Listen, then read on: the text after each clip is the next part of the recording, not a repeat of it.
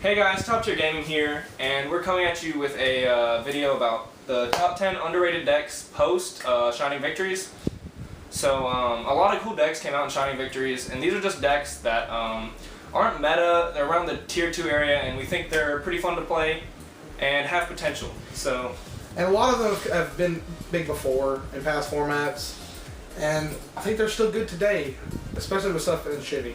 Yeah. So the first one is Digital Bugs. So Digital Bugs came out recently. They have like a giant hand card. They can get around established boards incredibly easy with Web Soldier and the Centipede. They can just get around an entire board, and you can also splash Inzectors into them, which give them like a different dimension with Hornet, Dragonfly. They can get around established boards even better and make more plays with Durandal. And it just adds like a whole extra dimension to the deck to make it even more competitive. Our next deck is Brilliant Agents. Speaking of Durandal, which you talk about in the Digital Bugs, it can be made very consistently in the Agent deck with 2-card combo. Brilliant Fusion, of course, which gives a lot of play today in many competitive and tier 2 decks. And used in tandem with Agent of Mystery Earth, can provide a huge OTK potential. You go Earth, search out Venus. Brilliant Fusion brings out the Seraphonite with new normal summon, Venus, plus through all the Shine Balls. Then you can Seeker on level 5s. You have multitude of plays in the deck. I'm not too sure if it plays Christia. It plays Christia because you dump Christia with the Brilliant Fusion, and you make the Pure Light Herald, and you add it back to hand. You add it back to hand, send something back, and your field is like Trish, Pure Light, and Christia. And maybe something else, and it's one of the best openings I think out right now. It's really good. Stops all special summoning, and Durandal stops destruction. Yeah, it's really good. Because Brilliant Fusion's going to sit there and be fodder for your Durandal. Yeah. So next on the list at number 8 is the Pure Kaiju deck. This deck recently got the Kaiju files, which adds a lot more to the deck. The deck is good by itself. It has Kaiju Slumber, which is just a board wipe that brings out them a small Kaiju and you a big Kaiju. Gamma Seal is a good card in the deck. He acts sort of like a Solemn Judgment kind of by removing 2 counters. And being able to get over pretty much anything in the game, like Dark Law, Raid Raptor's big Ultimate Falcon, Dark Destroyer, is just a really good aspect of the deck and can just clear boards relatively easy. Their field spell is amazing, being able to search what it wants, and has a anti-destruction effect. It's missing like some things to be really consistent, so it plays like, I've seen it play like the Pathfinder card that looks like a Land Rover, contribute itself, add a field spell. It's playing a lot of stuff to search the field spell, but it has a lot of potential. I think the mirror match is kind of strange too. Yeah, the mirror match is probably strange because they need to. They can remove counters from either side, right? Also, if you give them a Kaiju, they can activate They can remove your counters off the Kaiju. Never give them a Gamma Seal. Do not give the opponent a Gamma Seal because they'll Solemn Judgment your stuff. You give them like the Bug or something terrible that has a weaker effect than yours. Alright, up next is an oldie but a goodie. Is Yang Zing. I think it has a great Cosmo matchup. Not so much as a Monarch section, but unless they have Cosmojo outing your monsters, they can float forever. And they can make Bagasia, which doesn't target and bounces 3 cards back to the deck. So and not only doesn't target, the Yang Zing monsters gives it protection effects from traps, monsters, spells, attack boost. Only they don't really have is a protection from monster effects. But it doesn't really need it if you're unaffected by this and you have all your back row. It can pump out a lot of synchros very fast. Also, they have their own avers, which is pretty good. Yeah, that is really good. Yeah. But 3 for 2. Yeah, it's pretty good having your own avers to recycle the floaters that keep floating out. So next at number 6 is Lunalite. This deck is also new. It's from Shining Victory.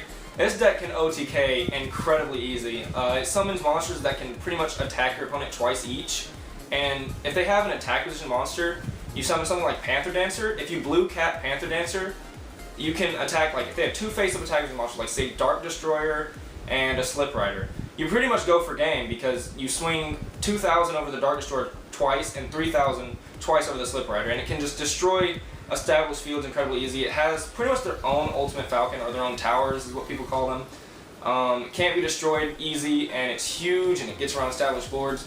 Later down the line, they're going to get Perfume and Crimson Fox, which makes the deck a lot stronger than it is currently, but right now the deck is still really good at OTKing. Our next deck is Despot. It's a relatively new deck. It's been receiving support over the past couple sets. It abuses machine duplication probably better than the Card Trooper deck did way back in the day. Yeah. It incorporates Pendulum, incorporates small monsters that get really big, really fast. Yeah. They OTK out of nowhere. They just flood boards. They do lots. And it's probably one of the better OTK decks. Like, it's better than Lunalight right now for sure because those monsters can get absolutely huge. So number 4 on the list is Yosenju. The deck's been around for a while, but recently with Card of Demise, a lot of decks are seeing more play, and Yosenju is one of them. It works with Card of Demise really well to keep up advantage. They have like a lot of cards that are anti-meta cards. The deck's played like an anti-meta deck, and it can swarm the field fast with their effects, and it gains a lot of pluses really easy. Alright, now we're in the top 3. I think the next one should be the Counter Fairy. Yeah, Counter Fairy deck for sure. Old card, Bountiful Artemis. Every time a counter card is activated, you draw a card. Now we fast forward to 2016 when you use Gadding Ariadne to not pay for costs of cards like Solemn Warning, Solemn Strike, Ultimate Providence. Oh, that one's makes them all free. Ultimate Providence in this deck becomes a 2 times, if not more, better Solemn Judgment. Yeah. Not to mention that it runs the Pendulum mechanic, it runs the whole Draco Powell package, goes into Ignister, all of them. It has that powerhouse behind them. It has free traps, free pluses. Not to mention Card of Demise. Yeah. Because you can put monsters in scales and you can cleave for it. But I think the Counter Fairy deck has a lot better traps and a lot better outs than many things. Okay, number 2 on the list is Raid Raptor. So this deck was out for a while, but before Shining Victory, it was pretty much a force trick spam deck. It gained a lot of advantage, but all it could try to do was sort of control the field and didn't have any really aggressive plays. But with the release of Ultimate Falcon, the deck just changed completely. Now it's completely rank up, and you just get Ultimate Falcon on the field, and there's barely any main decked outs in most decks. Like, nothing in the Cosmo deck can kill it. So pretty much you have to Kaiju over it or stop them from summoning it if you're playing Cosmo. Monarchs have an out with Domain because their Monarchs become 3600, but Raid Raptors can play things like Readiness and boost tricks that just completely stop attacks and destroy monsters. So the deck's really strong. If it gets out Ultimate Falcon, it has a really, really high chance of winning, if not 100% against some matchups, which is incredibly strong and makes the deck really good. And finally to our number 1, Necross Kaiju. And back in early 2015, I think, 2015, Necross dominated our game. 3 Brionic, 3 Unicore, 3 Preparation Rites. But now the ban list has come before and knocked it down a peg. It has disappeared from the scene completely up until now. I think it's a real contender for the top later on if we keep going down this road. It has good matchups across the board, depending on something. Monarchs have a pretty good matchup against it, but I think it does really well against Cosmo.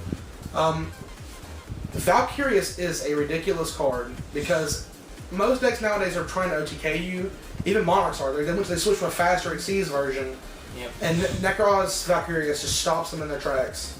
Not to mention, they have a main deck out to almost any monster floodgate in the game with the Kaiju engine. I think the Kaiju engine is sort of what brought it back, because like Slumber and the Kaiju, it brings a whole new dimension to the deck where if your Necros aren't working by themselves, you can give them a Kaiju and just play around with that, and Slumber is super powerful. Okay guys, that was the top 10 list of underrated decks post-SHVI. I hope you guys enjoyed. If you did, please subscribe, leave a comment, like, and see you next time. I'll subscribe to Paul.